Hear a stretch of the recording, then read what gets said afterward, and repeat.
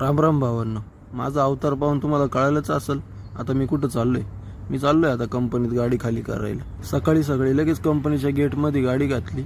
मध्ये आल्यावर पाहत होतो काय, अरे बापरे, कंपनी तर एकदम खतरनाक मोठी. कोणती कंपनी आहे मला तर काही माहिती नाही, पण लईच मोठी आहे राव.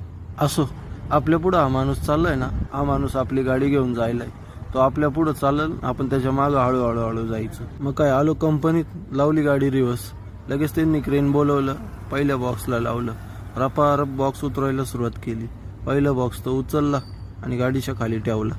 अशाच पद्धतीने त्यांनी गाडीतले सगळे बॉक्स उतरवले. जास्त काही लोड नव्हता, लोड तर कमी होता, 3-4च बॉक्स होते. ते उतरून घेतले, गाडीच्या खाली ठेवून दिले. लगेच मला गाडी खाली करून दिली. गाडी खाली करून मी आलो कंपनीच्या बाहेर आल्यावर आपल्याला जायचं होतं आता परत हैदराबादच्या थोडंसं पुढं. मी गाडी खाली करायला गेलो तोपर्यंत सागर तर कंपनीच्या बाहेरच बसलं होता. मग त्याला गाडीत बसवलं आणि आम्ही निघालो थोडं हैदराबादच्या पुढं आल्यावर आपल्याला आहे ना उद्या भरायचे आंबे, कारण आज आपल्याला ना इथं पोचायला लेट झाला.